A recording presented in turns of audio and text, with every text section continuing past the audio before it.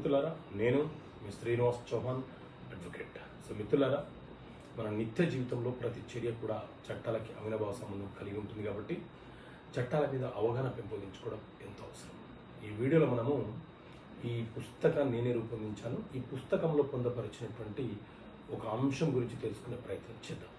ఈ పుస్తకంలోని విషయం ఏంటి అంటే, ఒక ప్రశ్న ఏంటి అంటే, కేవియట్ అంటే ఏమిటి అనే అంశాన్ని ప్రశ్నను ఇస్తూ దానికి సమాధానం కూడా వివరణ ఇవ్వడం జరిగింది.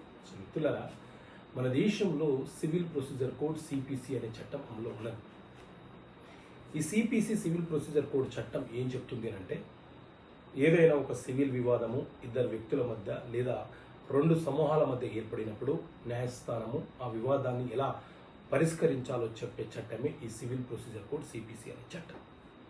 ఇందులోని సెక్షన్ 148A కేవియట్ అనే అంశం గురించి తెలియపరుస్తుంది.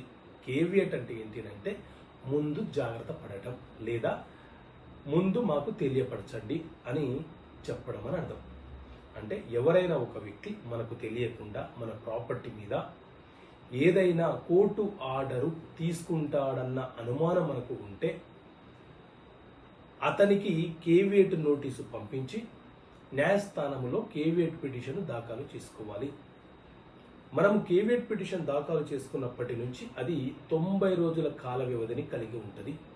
ఆ 90 రోజుల లోపు అవతల వ్యక్తులు ఎవరైనా సరే ఆ న్యాయస్థానంలో మన మీద కేసు వేసి ఆర్డర్ పొందే ప్రయత్నం చేసినప్పుడు న్యాయస్థానము పలానా వ్యక్తి కేసు వేశాడు అని చెప్పి మనకు తెలియపరుస్తుంది. అప్పుడు మనము న్యాయస్థానంలో ఆ కేసుకు సంబంధించిన అంశాలను పొందపరుస్తూ వివరణ ఇచ్చుకునే వెసులుబాటు మనకు ఉంటుంది. అంటే అవతల వ్యక్తి న్యాయస్థానాన్ని తప్పుదోవ పట్టించి ఎలాంటి ఆర్డర్లు పొందకుండా నివారణ చేయడం కోసము ఈ కేవియట్ అనే పిటిషన్ మనము ఫైల్ చేసుకుంటాము. సో ఇలాంటి అంశాలను చట్టపరమైన సమస్యలకు పరిష్కారాలు అనే పుస్తకంలో మీకు అర్థమయ్యే పరిభాషలో రాయడం జరిగింది. ఈ పుస్తకం కావాలనుకునేవారు ఇక్కడ కనిపిస్తున్న నెంబర్కి కాల్ చేసి ఈ పుస్తకాన్ని మీరు పోస్ట్ ద్వారా పొందవచ్చు. ఓకే మిత్రులారా, థ్యాంక్ యూ. జై హింద్.